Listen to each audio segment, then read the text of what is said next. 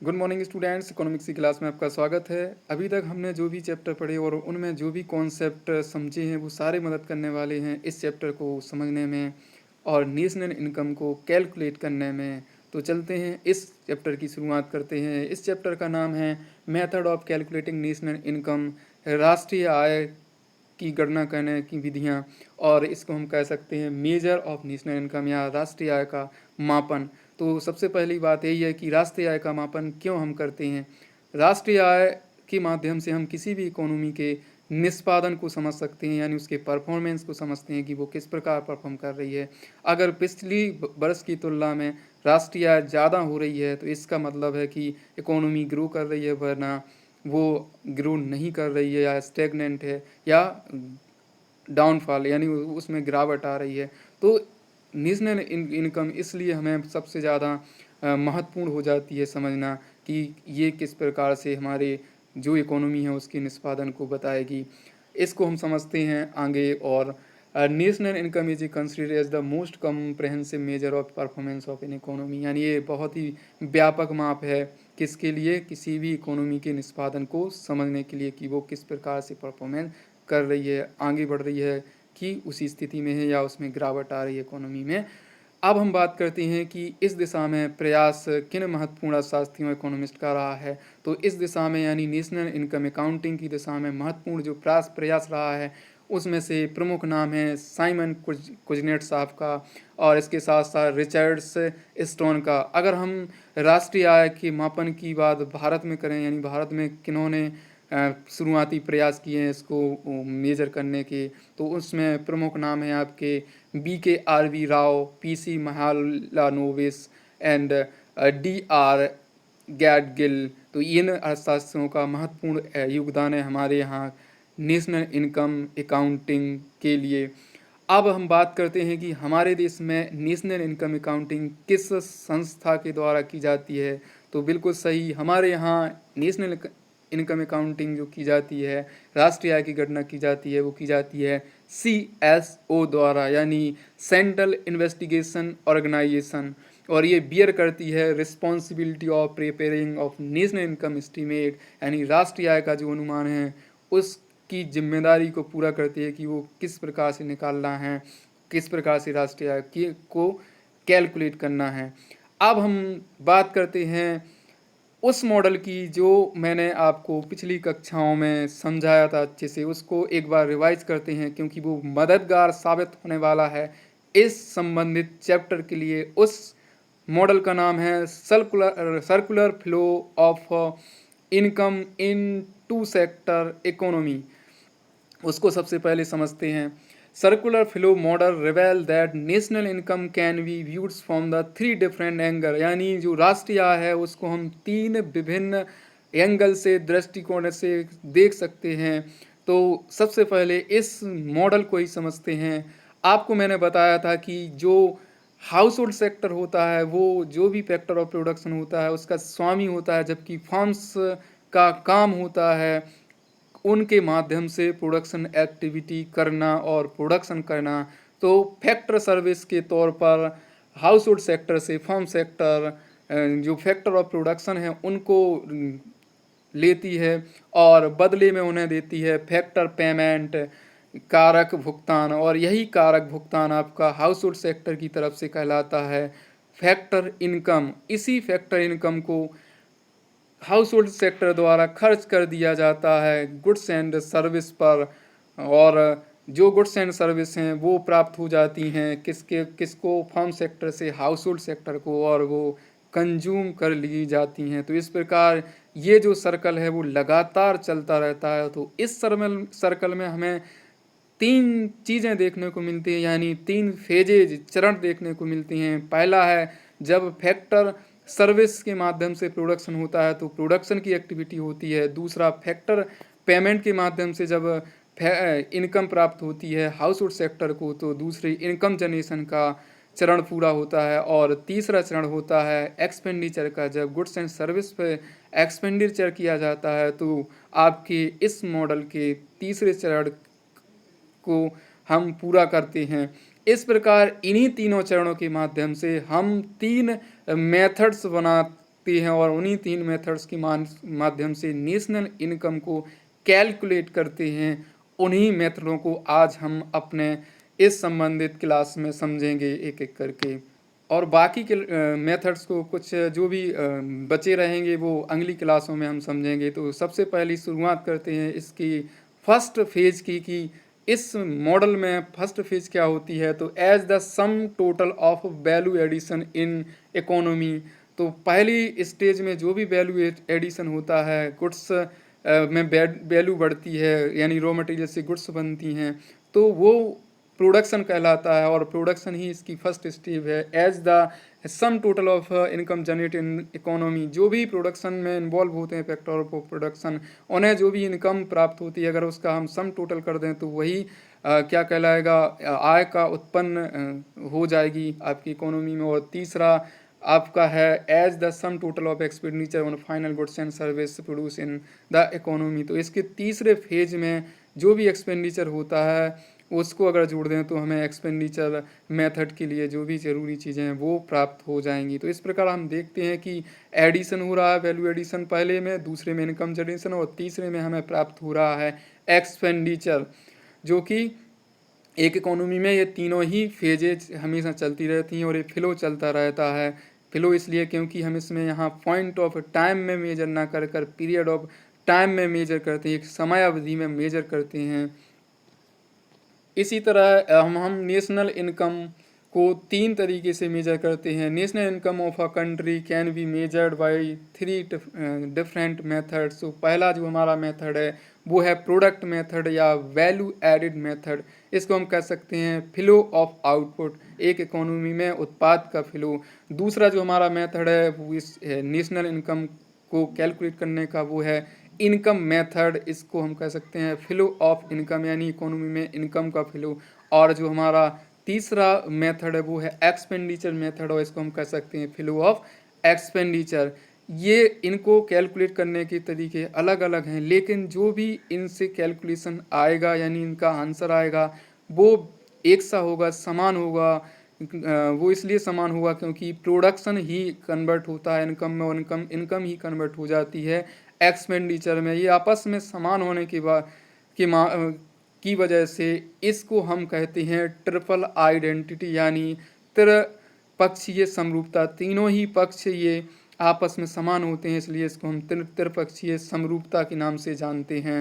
तो चलते हैं, शुरू करते हैं अब हमारे पहले मेथड को, जो है प्रोडक्ट मेथड या वैल्यू एडेड मेथड या उत्पाद विधि, या इसी को हम बोलते हैं मूल्य वर्धित विधि। तो ये विधि क्या है इसको समझते हैं। प्रोडक्ट मेथड और value added method measure national income in terms of value addition.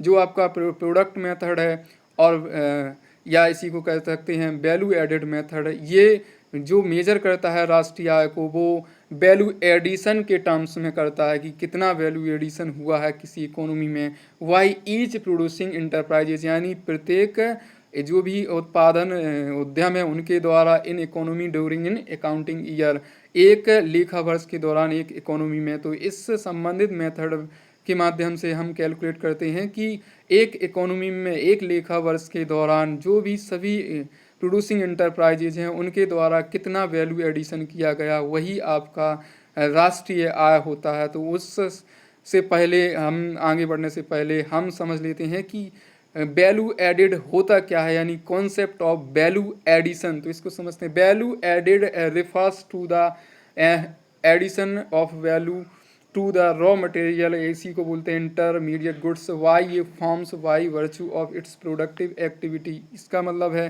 कि जो आपकी इंटरप्राइजेज हैं प्रोडक्ट, वो वैल्यू एडिशन करती हैं किसमें, रॉ मटेरियल में। इसको हम इंटरमीडिएट गुड्स भी बोलते हैं या इसी को हम इंटरमीडिएट कंजम्पशन भी। तो जो कच्चा माल है उसमें जो वैल्यू एडिशन किया जाता है प्रोडक्टिव एक्टिविटी के माध्यम से एक इकोनॉमी में, किनके द्वारा, आपके जो भी प्रोड्यूसिंग इंटरप्राइजेज हैं उनके द्वारा। तो वही क्या कहलाती है, वैल्यू एडिशन या मूल्य वर्धन कहलाता है। अब आगे बढ़ते हैं हम। आप वैल्यू एडेड को कैलकुलेट कर सकते हैं। Value added is equal to value of output minus intermediate consumption, या इसी को हम कह सकते हैं इंटरमीडिएट गुड्स। तो ये क्या होता है वैल्यू ऑफ एडेड, ये आप मेजर करते हैं। It is calculated as the difference between value added of output and value of intermediate consumption. जो भी उत्पाद की कीमत है, मूल्य है, उसमें से अगर हम जो भी आपका इंटरमीडिएट कंजम्पशन है, मध्यवर्ती उपभोग है, उसको अगर हम माइनस कर देते हैं तो वो हमें प्राप्त हो जाता है वैल्यू एडेड, यानी मूल्य वर्धन। तो आप समझते हैं कि जो वैल्यू ऑफ आउटपुट है, यानी उत्पाद की कीमत या उत्पाद का मूल्य है, उसको समझते हैं कि ये क्या होता है। Value of output refers to market value of the goods and service produce आपका YA of firms during an accounting year, including change in stock and production for self consumption। यानी जो वैल्यू ऑफ आउटपुट है वो कहलाता है कि economy में जो भी गुड्स प्रोड्यूस हो रही हैं वो कितने अमाउंट्स हो रही हैं, यानी जो भी गुड्स हैं उनकी मार्केट वैल्यू क्या है, वो भी किसके दौरान, एक अकाउंटिंग ईयर के दौरान। उसमें हम शामिल करते हैं किसको, चेंज इन स्टॉक, और साथ ही साथ किसको, प्रोडक्शन फॉर सेल्फ कंजम्पशन। अब हम समझते हैं एक फॉर्मूले के थ्रू कि ये किस प्रकार से कैलकुलेट होता है। तो वैल्यू ऑफ आउटपुट ये किसके बराबर है, sale plus change in stock और plus production for self consumption. तो सेल क्या होता है, सेल को मैं सबसे पहले समझते हैं कि वैल्यू ऑफ आउटपुट में जो हमने सेल को इंक्लूड किया है, तो सेल क्या कहलाता है उसको सबसे पहले समझते हैं। तो sale is equal to price into quantity. तो जो भी बिक्री होती है किसी भी प्रोडक्ट की, वो किसके बराबर होती है, उसकी कीमत, और अगर उसमें हम मल्टीप्लाई कर दें उसकी क्वांटिटी से तो उसके बराबर होती है, यानी कीमत गुणे मात्रा के बराबर सेल होती है। अब बात करते हैं कि वैल्यू ऑफ आउटपुट, अगर किसी संबंधित वर्ष का जो भी उत्पादन हुआ है वो सारा का सारा बिक जाता है तो वो किसके बराबर होता है, बिक्री के बराबर होता है। लेकिन अगर कुछ जो भी उत्पादन है वो नहीं बिक पाया है तो ये जो आपका कॉन्सेप्ट है वो वैल्यू ऑफ आउटपुट ज़्यादा होगा किसकी तुलना में, सेल की तुलना में। क्यों, क्योंकि कुछ जो भी उत्पाद है वो बिना बिका रह जाएगा, और उस बिना बिके उत्पाद को हम नाम देते हैं चेंज इन स्टॉक। इस चेंज इन स्टॉक, और चेंज इन स्टॉक को हम कैसे कैलकुलेट करते हैं उसको भी हम समझते हैं, और पिछली कक्षाओं में भी हमने इसको समझा है, उसको अच्छे से हम देखते हैं यहाँ पर। तो ये कैसे कैलकुलेट किया जाता है। Change in stock measured on the difference between closing stock of accounting year and opening stock of the accounting year. जो भी लेखा वर्ष है उसमें आपका क्लोजिंग स्टॉक होता है जो भी गुड्स वगैरह का है, और उसका संबंधित अकाउंटिंग ईयर में ओपनिंग स्टॉक होता है, यानी जब अकाउंटिंग ईयर समाप्त होता है उसमें से हम माइनस कर देते हैं जब अकाउंटिंग ईयर शुरू हुआ है उसके स्टॉक को, तो हमें प्राप्त हो जाता है चेंज इन स्टॉक है। इसको हम डेल्टा स्टॉक भी बोलते हैं। इसी को हम लोगों ने समझा था पिछली क्लास में, चेंज इन इन्वेंट्री के माध्यम से जो माल सूची होती है उत्पादकों के, वही कॉन्सेप्ट है ये आपका यहाँ पर। तो दूसरा जो हम शामिल करते हैं वैल्यू ऑफ आउटपुट में, सेल प्लस किसको करते हैं, चेंज इन स्टॉक को, और चेंज इन स्टॉक को हम कैलकुलेट करते हैं किसके माध्यम से, closing stock minus opening stock, यानी वर्ष के अंत में कितना स्टॉक था गुड्स का, चाहे वो फिनिश गुड्स हों और या सेमी फिनिश्ड गुड्स हों या रॉ मटेरियल हों जो उत्पादकों के पास रखा हुआ है, उसमें से हम किसको घटा देंगे, जो शुरुआत में ये चीज़ें थीं उसको हम माइनस कर देंगे। अब हम बात करते हैं जो तीसरा इसमें एक पॉइंट इंक्लूड हुआ है, plus production for self consumption. तो जो भी फार्म्स होती हैं वो अपने लिए भी कुछ चीज़ें यूज करती हैं, जैसे अपने कर्मचारियों के लिए बस की व्यवस्था कर सकती हैं और भी चीज़ें उनको उपलब्ध करा सकती हैं, तो उस वैल्यू को भी हम यहाँ शामिल करते हैं। वो किसके बराबर होता है, वैल्यू ऑफ आउटपुट। अब वैल्यू ऑफ आउटपुट आपका यहाँ हो जाएगा sale plus change in stock plus production for self consumption. अगर पूरा का पूरा वैल्यू यानी जो भी वस्तुएं हैं वो बिक जाती हैं तो वैल्यू ऑफ आउटपुट सेल के बराबर होगा। अगर नहीं बिकती हैं तो वो किसके बराबर होगा, sale plus change in stock, यानी इसके बराबर, इन दोनों के बराबर होगा। अगर हम ये अज्यूम कर लें कि जो प्रोडक्शन फॉर सेल्फ कंजम्पशन है वो 0 के बराबर है। अब हम बात करते हैं कि जो सेल है वो होता है प्राइस इनटू क्वांटिटी के बराबर, लेकिन यहाँ हम एक तरह से और सेल को समझ सकते हैं, और सेल आपका होगा किसके बराबर, डोमेस्टिक सेल एंड एक्सपोर्ट के बराबर। यानी अगर इस तरह से क्वेश्चन में चीज़ें दी हुई हैं कि बिक्री यानी सेल, तब हम एक्सपोर्ट को अलग से इंक्लूड नहीं करते। लेकिन अगर क्वेश्चन में इस तरह के आपके जो भी पर्टिकुलर्स दिए हुए हैं कैलकुलेट करने के लिए कि डोमेस्टिक सेल और एक्सपोर्ट, तो हम इन दोनों को मिला के क्या बना देते हैं, सेल बना देते हैं।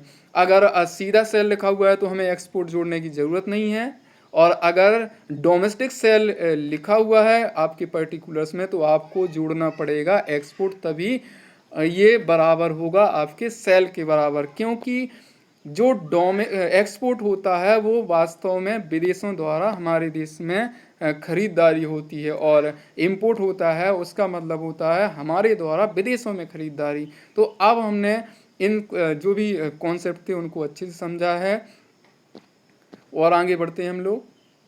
हमने देखा कि वैल्यू एडेड इक्वल टू होता है value of output minus intermediate consumption. तो यहाँ पर हम इंटरमीडिएट कंजम्पशन को के कॉन्सेप्ट को समझते हैं, इसी को हम दूसरे नाम से जानते हैं इंटरमीडिएट गुड्स।